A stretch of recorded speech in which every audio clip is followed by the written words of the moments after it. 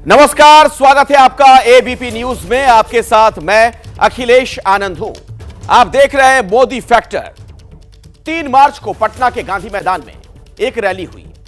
उस रैली में इंडिया गठबंधन में शामिल कई बड़े दलों के नेता शामिल हुए। लालू यादव ने प्रधानमंत्री मोदी पर निजी हमला किया, उनके परिवार पर सवाल उठाया तो प्रधानमंत्री मोदी ने उसे ही हथियार बना लिया। बीजेपी के नेताओं ने उसे विस्तार दिया। जिस बिहार से मोदी बनाम विपक्ष की लड़ाई को नया मोड़ मिला, वहां लोगों का मूड क्या है, इसे जानने के लिए एबीपी न्यूज और सी वोटर ने सर्वे किया। ओपिनियन पोल में जो नतीजे आए हैं वो बहुत चौंकाने वाले हैं।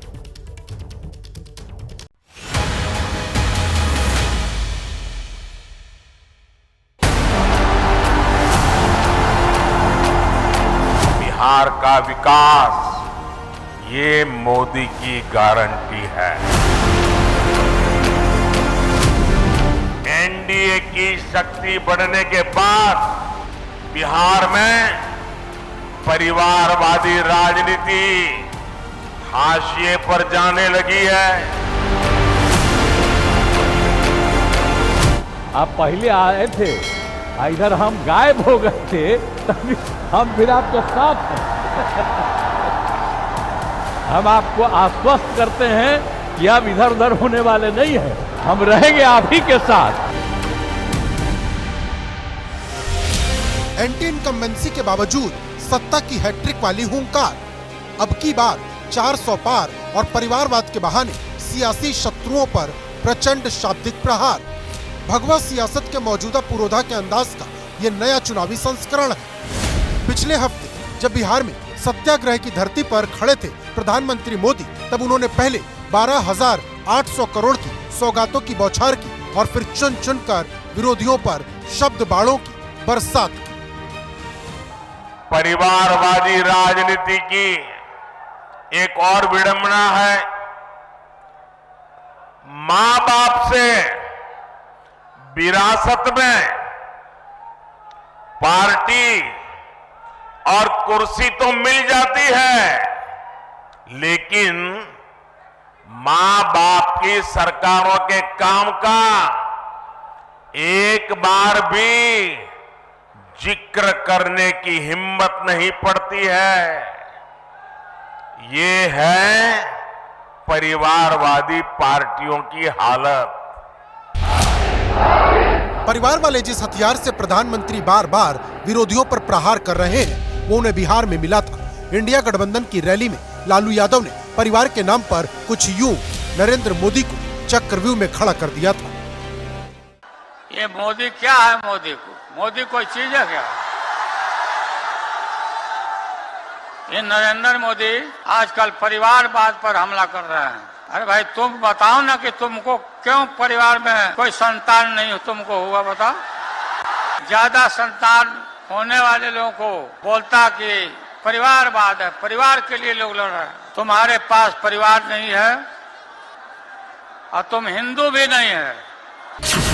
इसी के बाद बीजेपी के नेताओं ने सोशल मीडिया पर खुद को मोदी का परिवार घोषित कर दिया।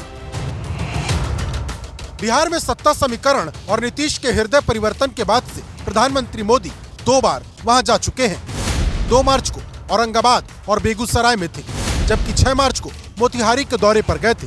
तीनों जिलों में करीब 48,200 करोड़ की योजनाओं की सौगात दी। नरेंद्र मोदी और नीतीश कुमार की नए सिरे से जुगलबंदी के बाद अब सवाल उठने लगा है कि क्या एनडीए बिहार में 2019 वाली जीत रिपीट करेगा या तेजस्वी की अगुवाई वाला इंडिया गठबंधन खेला करेगा। चुनाव की तारीखों के ऐलान से ठीक पहले एबीपी न्यूज और सी वोटर के ओपिनियन पोल में तस्वीर साफ हो गई है। क्या कहता है सर्वे, यह हम आपको व्याख्या सहित बताएंगे, लेकिन उससे पहले जान लीजिए कि पिछले चुनाव में स्थिति क्या थी। 2019 में एनडीए को 40 में से 39 सीट मिली थी। इसमें बीजेपी को 17, जेडीयू को 16 और 5 सीट एलजेपी को मिली थी, जबकि कांग्रेस को 1 सीट हासिल हुई थी और आरजेडी 0 पर सिमट गई थी। 2019 के चुनाव में बिहार में बीजेपी के साथ नीतीश कुमार की जेडीयू थी, साथ में रामविलास पासवान की एलजेपी थी। मगर इस बार एनडीए ने अपने कुनबे का विस्तार किया है। बावजूद इसके ओपिनियन पोल में एनडीए पिछड़ता हुआ दिख रहा है। 2019 में 40 में से 39 सीटें एनडीए के पास गई थी, 17 की 17 बीजेपी जीत गई थी, 17 में से 16 जेडीयू और 6 जीत गई थी एलजेपी। और इस बार एनडीए 32 सीटें लेने में कामयाब होगा, यानी कि 7 सीटों का नुकसान हो सकता है। इंडिया के खाते में 1 सीट जाती दिख रही है। बीजेपी के लिए बिहार में ये अप्रत्याशित सा है। तो आगे का सवाल है कि नीतीश के सत्तासीन रहने के बावजूद एनडीए के पिछड़ने की वजह क्या है? क्या तेजस्वी यादव की जन विश्वास यात्रा से इंडिया को फायदा हो रहा है? क्या 2 लाख युवाओं को मिली नौकरी का क्रेडिट तेजस्वी को मिल रहा है?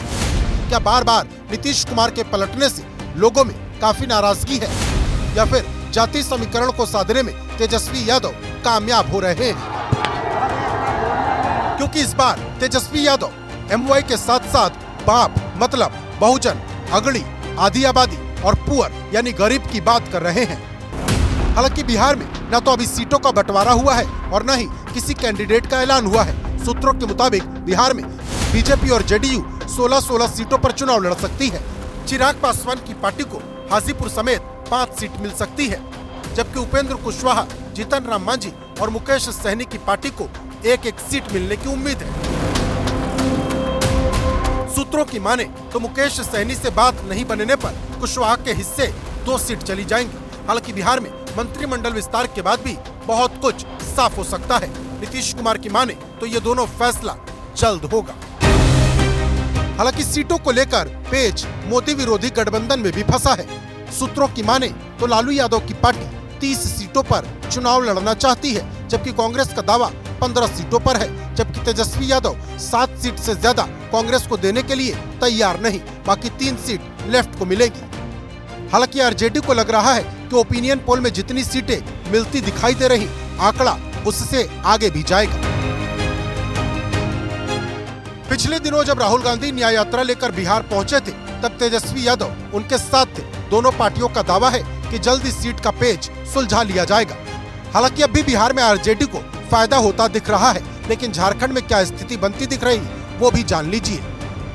14 सीटों में से देखिए 12 सीटें एनडीए के खाते में जा सकती हैं। सर्वे का कहना है, सर्वे के मुताबिक इंडिया गठबंधन को महज 2 सीटों से संतोष यहां पर करना पड़ेगा और अन्य के खाते में 1 भी सीट नहीं जा रही है। लेकिन 12 सीटें, 14 में से सीधे सीधे 12 सीटों पर एनडीए का कब्जा झारखंड में हो सकता है, यानी कि ये बड़ी जीत झारखंड में एनडीए गठबंधन दर्ज कर सकती है। झारखंड में कोई भी बदलाव नहीं दिख रहा। पिछले चुनाव में भी एनडीए को 12 और कांग्रेस जेएमएम को 2 सीट मिली थी। इस बार भी वैसा ही दिख रहा, वो भी तब जब पिछले दिनों झारखंड में जबरदस्त सियासी उथल पुथल हुई है। मुख्यमंत्री रहे हेमंत सोरेन भ्रष्टाचार के आरोप में जेल जा चुके हैं। चंपई सोरेन के हाथों में झारखंड की कमान है। हेमंत सोरेन की पत्नी कल्पना सोरेन अब राजनीति में एंट्री कर चुकी है। झारखंड में बीजेपी जहां आजसू के साथ मिलकर चुनावी मैदान में उतरने वाली है, तो जेएमएम के साथ कांग्रेस और आरजेडी भी है। हालांकि लोकसभा चुनाव पर फिलहाल इसका कोई असर नहीं दिख रहा। बिहार में अब तक सीटों का बंटवारा नहीं हुआ, लेकिन दिल्ली में पहली बार कांग्रेस और आम आदमी पार्टी मिलकर चुनावी मैदान में है। बीजेपी और आम आदमी पार्टी ने अपने कैंडिडेट्स का ऐलान भी कर दिया। वहां लोगों का मूड क्या है, आपको दिखाते हैं ये खास रिपोर्ट। ये कहते हैं कि मोदी का परिवार नहीं है, मोदी के लिए तो देश का हर परिवार अपना परिवार है। सरकारी लाभार्थियों के बीच खड़े प्रधानमंत्री मोदी न सिर्फ बड़े वोट बैंक को साध रहे थे, बल्कि भ्रष्टाचार के बहाने चुन चुन कर विरोधियों पर शब्द बाणों की बौछार कर रहे थे। पीएम स्वनिधि योजना का ये कार्यक्रम हो रहा था दिल्ली में, लेकिन पूरे देश के लाभार्थी इससे जुड़े हैं। ऐसे में सवाल है कि जिस दिल्ली में ये कार्यक्रम हो रहा था, वहां का सियासी मूड इस बार क्या है? क्योंकि 2014 और 2019 में सारी 7 सीटें बीजेपी ने जीती थी। इस बार कांग्रेस और आम आदमी पार्टी दोनों मिलकर बीजेपी के खिलाफ लड़ रही हैं। बीजेपी ने अपने 7 में से 6 सांसदों का टिकट काट दिया है। सिर्फ मनोज तिवारी को तीसरी बार टिकट मिला है। बीजेपी के कैंडिडेट बदलने और कांग्रेस केजरीवाल के हाथ मिलाने के बावजूद किसी परिवर्तन के संकेत नहीं है। ये देखिए दिल्ली की तस्वीर, 7 की 7 सीट पर भारतीय जनता पार्टी का क्लीन स्वीप है। इंडिया गठबंधन शून्य, अन्य शून्य। दिल्ली में उत्तर पूर्वी, उत्तर पश्चिमी और चांदनी चौक पर कांग्रेस चुनाव लड़ेगी, जबकि नई दिल्ली, पश्चिमी दिल्ली, दक्षिण दिल्ली और पूर्वी दिल्ली में केजरीवाल ने अपने उम्मीदवार उतारे हैं। केजरीवाल को परिवर्तन की उम्मीद है। दिल्ली में बीजेपी के लिए अच्छी खबर है, लेकिन बाकी केंद्र शासित प्रदेश मसलन चंडीगढ़, दादरा नगर हवेली, लक्षद्वीप, अंडमान निकोबार और पुडुचेरी की 6 सीटों पर क्या स्थिति बनती दिख रही है, वो जरा समझिए। अंडमान में एनडीए को जाती हुई सीट दिखाई दे रही है। चंडीगढ़ में यहां पर एनडीए जीतती हुई दिखाई दे रही है। दादर नगर हवेली में भी एनडीए को सफलता यानी कि जीत मिलेगी और दमन की सीट भी एनडीए के खाते में जाती दिख रही है। सर्वे के मुताबिक लक्षद्वीप इंडिया गठबंधन के पास जाएगा, पुदुचेरी भी इंडिया गठबंधन के पास जाएगा।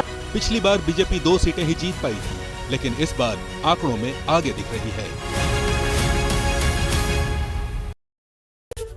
और अब बात दक्षिण भारत के उन 2 राज्यों की जहां पर प्रधानमंत्री मोदी का विशेष फोकस है। आंध्र प्रदेश और तेलंगाना में 42 सीटें हैं मिलाकर। अगले हफ्ते 3 बार इन दोनों राज्यों में प्रधानमंत्री मोदी जाएंगे। आंध्र प्रदेश और तेलंगाना में मोदी फैक्टर का असर कितना है, आपके लिए हम एक खास रिपोर्ट लाए हैं।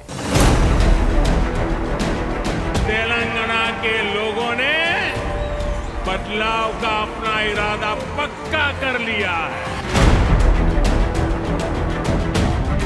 तेलंगाना बदलाव चाहता है, क्योंकि अब उसे झूठे वादे नहीं, जमीन पर काम चाहिए। तेलंगाना बदलाव चाहता है, क्योंकि अब उसे भाजपा सरकार चाहिए। जब संगारेड्डी की सड़कों पर काफिला निकला था प्रधानमंत्री मोदी का, तो उनके सम्मान में फूलों की पंखुड़ियां बरस रही थी, उनके नाम की आवाजें लग रही थी, समर्थकों का उत्साह चरम पर था। 4 और 5 मार्च को लगातार 2 दिन प्रधानमंत्री मोदी तेलंगाना में थे। 2 दिनों में उन्होंने तेलंगाना को 62,800 करोड़ रुपए की सौगात दी। सिकंदराबाद के श्री उज्जैनी महाकाली मंदिर में माता से आशीर्वाद लिया। फिर कांग्रेस और केसीआर के बीआरएस पर जमकर प्रहार किया। तेलंगाना के लोग केसीआर सरकार को उखाड़कर फेंकने के लिए कमर कस चुके हैं कि अगर किसी ने तेलंगाना को बर्बाद किया है तो वो कांग्रेस और केसीआर दोनों ही उतने ही पापी है। तो सवाल यही से है कि क्या बीजेपी को इससे फायदा होने वाला है, क्योंकि पिछले 2 लोकसभा चुनाव में बीजेपी ने दक्षिण के राज्य में जबरदस्त एंट्री मारी है। 2014 में बीजेपी को 1 सीट मिली थी, जबकि 2019 में बीजेपी ने वहां 4 सीटें जीती। 2014 में सिर्फ 10% वोट मिला, जबकि 5 साल बाद ये 19.66% पर पहुंच गया। ओपिनियन पोल में इस बार क्या स्थिति बनती दिख रही, ये हम आपको आगे बताएंगे, मगर उससे पहले जान लीजिए कि पिछले चुनाव में 17 सीटों वाले तेलंगाना की पूरी पिक्चर क्या थी। बीआरएस को 9 सीट मिली थी, बीजेपी को 4, कांग्रेस को 3 और असदुद्दीन ओवैसी की पार्टी को 1 सीट मिली थी। 2019 में वहाँ केसीआर सत्ता में थे, जबकि इस बार तेलंगाना कांग्रेस के रेवंत रेड्डी के हाथों में है। ऐसे में वहाँ इस बार क्या स्थिति बनती दिख रही, वो समझिए। तो यहां पर अब देखिए 17 सीटों का ये लेखा जोखा, 10 कांग्रेस को, 4 बीजेपी को यहां पर मिलती हुई दिखाई दे रही है। बीआरएस को 2 सीटें मिल सकती हैं और एमआईएम के खाते में 1 सीट जाती दिखाई दे रही है, लेकिन 10 सीटों पर यहां कब्जा कांग्रेस कर सकती है। इन 17 सीटों में से 43% वोट शेयर कांग्रेस को मिल रहा है यहां पर सर्वे के मुताबिक, और 10 सीटों पर बढ़त बनाते हुए कांग्रेस तेलंगाना राज्य में, यानी पूरी स्थिति पलटती हुई दिख रही है। बीआरएस को जबरदस्त नुकसान दिख रहा, जबकि कांग्रेस काफी आगे जाती हुई नजर आती है। लेकिन सबसे बड़ी बात यह है कि एबीपी न्यूज और सी वोटर के सर्वे में पीएम मोदी की अब तक की मेहनत का कोई नतीजा नहीं दिख रहा। हालांकि आगे भी प्रधानमंत्री मोदी कई बार तेलंगाना और आंध्र प्रदेश जाने वाले हैं। पीएम मोदी 16 मार्च को तमिलनाडु, आंध्र प्रदेश और तेलंगाना का दौरा करेंगे। 18 मार्च को भी तेलंगाना, कर्नाटक और तमिलनाडु में बैठकें करने वाले हैं। 19 मार्च को भी तेलंगाना, कर्नाटक और आंध्र प्रदेश में रैलियां करेंगे। जाहिर है कि दक्षिण को साधने की कोशिश में जुटे पीएम मोदी तेलंगाना के साथ साथ आंध्र प्रदेश पर भी फोकस कर रहे हैं। यूं तो अब तक इस साल सिर्फ एक दिन आंध्र प्रदेश गए, लेकिन कई सौगातें दी। सिर्फ सौगातें ही नहीं दे रहे, बल्कि एनडीए का कुनबा भी बढ़ा रहे। आंध्र प्रदेश में बीजेपी चंद्रबाबू नायडू की टीडीपी और पवन कल्याण की पार्टी जनसेना के साथ मिलकर चुनावी मैदान में उतरने वाली है। इसका क्या असर दिखने वाला है, ये बताएंगे, लेकिन उससे पहले जानिए 2019 में क्या स्थिति थी। 25 सीटों में 22 सीटें वाईएसआर कांग्रेस को मिली थी, टीडीपी को सिर्फ 3 सीट ही मिली थी। बाकी कांग्रेस, बीजेपी, जनसेना सरीखी पार्टियां शून्य पर सिमट गई थी। इस बार जब एनडीए का दायरा बढ़ा है तो ओपिनियन पोल में सियासी स्थिति 180 डिग्री तक बदलती हुई दिख रही है। लोकसभा चुनावों से ठीक पहले ये सबसे बड़ा ओपिनियन पोल। और देखिए अब आपके सामने तस्वीर सीटों की भी साफ हो गई है।